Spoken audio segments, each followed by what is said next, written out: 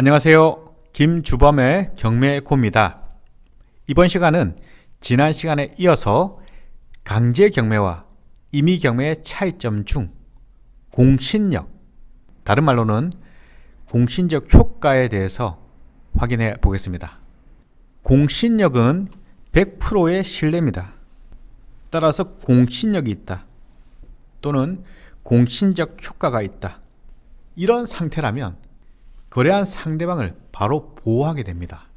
공적인 신용, 신뢰가 내포된 표현이죠.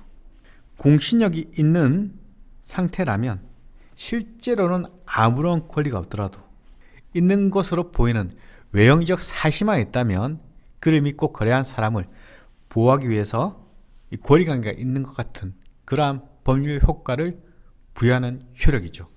거래의 안전을 보호하기 위해서 공신력을 부여할 수도 있겠죠.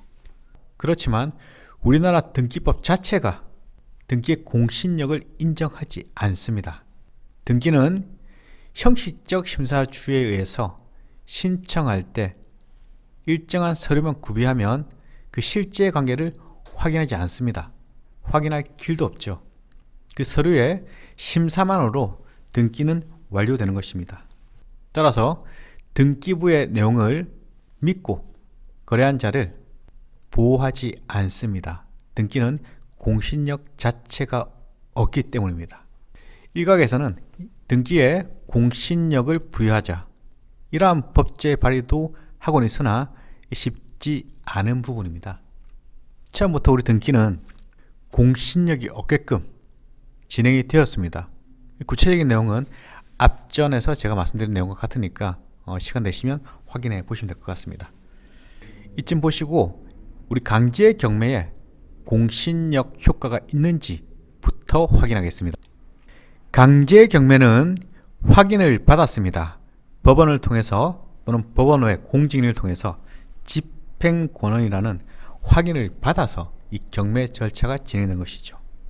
따라서 이 확인 절차, 즉 집행권원이라는 공신력을 갖춘 증서, 법원에서 판결을 그냥 해주지 않습니다.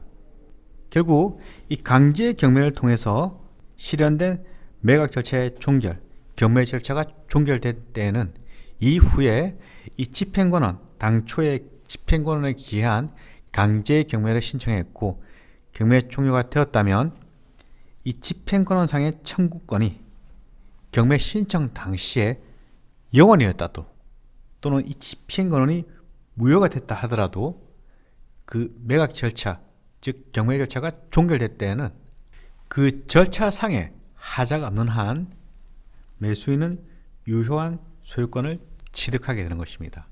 따라서 입찰을 하는 자가 해당 사건이 강제 경매였고 이 강제 경매 절차에서 입찰한 매수인이 잔대금을 다 납부했다면, 거기다가 배당 절차까지 완료됐으면 그때는 소유권을 확정적으로 취득하게 되는 것입니다.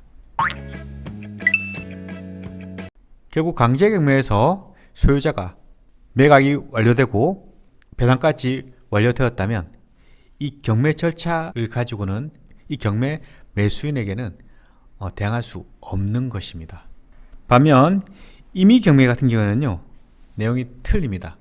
우리 임의경매를 하기 위해서는 담보권이 존재해야 되겠죠. 즉 등기를 갖춰야 되는데 전세권 또는 저당권 또는 저당권부 질권 같은 이런 등기된 일정한 담보 권리가 있어야 되는데 등기는 공신력이 없습니다.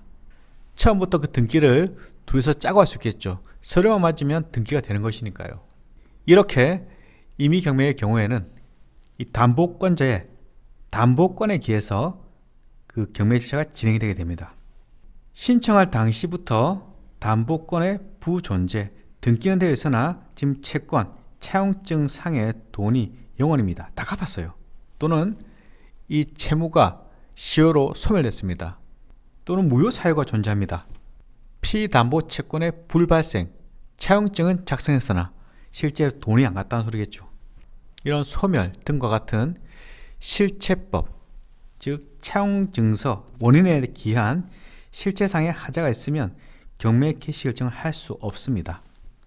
만약 이를 관가하고 경매가 진행되어서 매각 허가 결정이 확정되었고 매수인이 대금을 완납하고 소유권 이전 등기까지 격려받았다 하더라도 매수인은 소유권을 취득하지 못합니다. 등기에 공신력이 없어서 그런 것이죠. 예외적으로 공신력 효과가 인정되는 경우가 있습니다. 임의경매는 원칙적 공신적 효과가 없는 것입니다. 예외적인 인정 사유는 처음에 이 등기가 유효했습니다. 즉, 그 원인 채권이 있었겠죠. A와 B 사이에서 1억이라는 채권 채무가 존재했고 그에 따라서 B는 본인의 저당권 등기를 격려했습니다. 1순위 저당권. 이자가 소유자 겸 채무자인 A가 변제기가 되어도 1억을 변제하지 않았기 때문에 돈을 받기 위해서 변제 수단으로 경매 신청을 하게 됐죠. 결국 경매 신청할 때 실체상 존재하는 이런 채권이 있었고 등기된 내 저당권에 기해서 경매 개시 결정이 있었습니다. 그 이후에 저당권의 소멸 또는 변제 사유가 발생했다. 이때는 채권이 다시 0이 되는 것이죠. 그러면 이 등기는 공신력이 없고 채권의 소멸로 등기는 없는 것이나 마찬가지입니다. 그럼에도 불구하고 이 A라는 자, 즉 소유자가 경매 개시 결정에 대한 이의신청도 하지 않았고 매각 허가 결정에 대한 항고도 하지 않았고 결국 경매 진행된 절차가 취소되지 아니한 채 매각 절차가 진행되었다면 그에 따라서 매각 허가 결정이 확정, 매수인이 매각 대금을 완납했다면 이때는 매수인이 적법하게 소유권을 취득하는 것입니다. 이 둘 간의 관계를 살펴보면 같은 임의경매인데 등기의 공신력이 인정되지 않기 때문에 처음부터 채권 자체가 영원이었다. 그러면 실체상 하자가 있는 것입니다. 채권은 없고 등기만 있는 것이죠. 결국 등기는 채권 소멸로 인해서 없는 것이나 마찬가지인데 등기 말소를 안 했기 때문에 이자가 이를 관가하고 경매 신청을 했었고 근데 처음부터 그 원인이 없었던 것이죠. 이때는 경매 신청 자체가 원인 없이 진행되기 때문에 공신력을 부여할 수가 없는 것입니다. 반면 두 번째 경우 예외적으로 인정되는 경우는 경매를 신청할 때 당시에는 채권이 있었습니다. 1억이라는 금액이 신청할 때 아무런 문제가 없다는 소리겠죠. 결국 이 실체 관계가 존재하는 유효한 채권에 기해서 경매 개시 결정을 했고 그에 따라서 진행됐는데 오랜 기간 동안에 경매 신청이 있으면 경매에 대한 개시 결정을 합니다. 개시 결정 이후에 일정한 준비 기간을 거쳐서 매각 기일을 잡고 매각 즉 입찰을 실시하게 되죠. 이때 최고가 매수 신고이 지정되고 일주일 있다가 최고가 매수인에 대한 매각의 허브 결정을 합니다. 허가할 것인지 불허할 것인지 이 허브 결정이 또 일주일이 지나면 확정됩니다. 이제 잔금을 칠 수 있는 것이죠.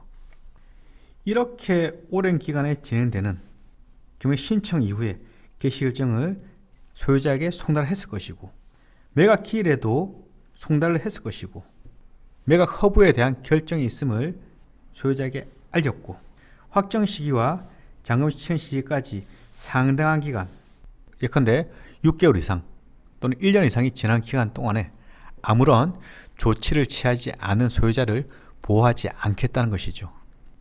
따라서 내가 해당 경매 사건의 소유자 또는 채무자라면 내 집에 경매가 들어왔을 때 대처를 해야 되겠죠. 만약 처음부터 내가 채권이 영원이었다 이러면 임의경매에는 공신적 효과가 없습니다. 결국 낙찰을 아무리 잘 받았다 하더라도 내가 낙찰받은 이 남의 부동산을 소유권까지 취득할 수는 없는 것이고 그렇더라도 이 채무자 또는 소유자는 내 부동산에 경매가 진행되면 채권이 없다는 사실을 증명해서 경매를 빨리 없애야 되겠죠. 그리고 처음에는 내가 돈 줄 게 있었습니다. 1억을. 경매가 들어왔습니다. 중간에 갚았어요. 영원으로. 이러면 소유자 또는 채무자는 현재는 진행되고 있는 사건 경매에서 이제는 나 돈이 없어요. 다 갚았어요. 라는 변제 사실을 가지고 경매 절차를 취소하기 위한 조치를 취해야 되겠죠. 그런 조치를 취하지 않은 소유자 또는 채무자는 보호하지 못합니다. 결국 처음부터 돈이 있었다라는 게 증명되면 경매 절차에서 입찰한 매수인은 소유권을 온전하게 취득하는 것입니다. 실무상 금융기관에서 진행하는 경매는 실체상 존재하는 저당권이 대부분입니다. 따라서 이 공신적 효과가 인정이 될 가능성이 많습니다.